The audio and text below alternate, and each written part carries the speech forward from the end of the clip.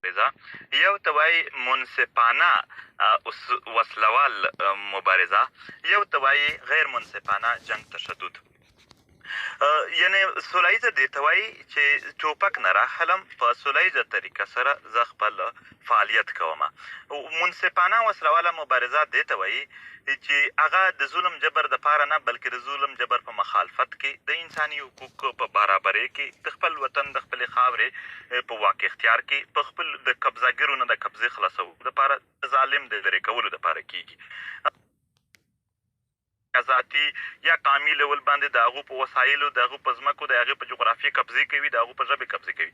په دا درې کې پي ټي ایم چې کومه ده، هغه د زمان او مکان ټولو تقاضې چې وکتلې، نو فلحال د پښتنو په سیمه باندې دا چې کوم سوله ییزه مبارزه وه، هغه سیټ راتلله، هغه یې خپله کړله. البته پي ټي ایم د منصفانه چې کوم غږ کېږي وسله مبارزه په دنیا کې چېرته پخوا شوې ده یا اوس کېږي، د هغو تایید کړي چې هو دا صحیح مبارزه ده، که څوک یې هم کوي. درېیم چې کوم دی هم پي ټي ایم یې خپله نه کوي، خو که څوک یې د خپل انصاف دپاره کوي هم صحیح خبره ده. درېیم دی تشدد، جنګ غیر منصفانه، د دغې پي ټي ایم کلک مخالف دی او کلک مخالفت یې کوي. نو دغه بیا هم چې دلته په لکه ته چې وګورې، په ته تېر وختونه وګوره، زمونږ خپلو پښتنو فقیر پي جنګ کړی دی، د څه دپاره یې وکړو؟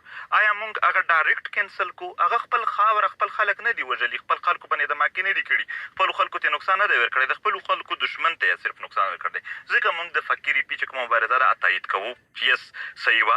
په دې نه مخکې که تاریخ کې زو هم بلا راځي، تر یعنې لوی زمونږ مشران دي، ډېر زیات دي چې زه نامونه اخلم راځي. نو دا ده چې دا د تحفظ په خاطر وي. اوس راځو چې په بلوچ کې هم وسله کېږي، هم سوله ییزه کېږي. چې کومه سوله ییزه مبارزه ده، موږ د هغې ملګرتیا هم کړې ده، د هغو سره مو مرسته هم کړې ده، د هغو مو سپورټ هم کړی دی، د هغې وس لرو موږ. نو تر موږ په دې باندې دې ته سلام هم پیش کوو چې یعنې یقینا دوی ښه وکړل چې راپورته شوله. قامونه دلته خپل وجودونه په خطره کې ویني، نو که څه هم د وس نه رسېدله، دومره څه لاس پښې خو به ضرور خوځوي.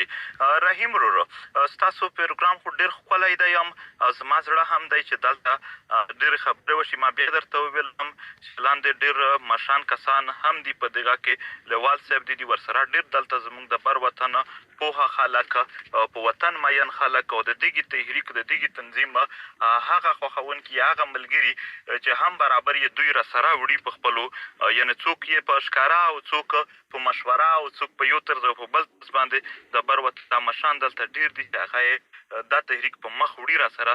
نو د دوی اورېدل هم زما دپاره ډېر ښه و. خو زه په داسې ځای کې یم چې ډېر خلک راته په انتظار دي چې خالي ورکوز شم دوی سره. کوم لاهور ته راغلی یم، دلته د پښتانه ځوانان دي، دوی اکثر په لاهور کې داسې بېهیلې ټایپ وي، نو چې لږ د دوی هیله ماته نه شي، او زه دوی ټولو ځوانانو ته ورکوز شم.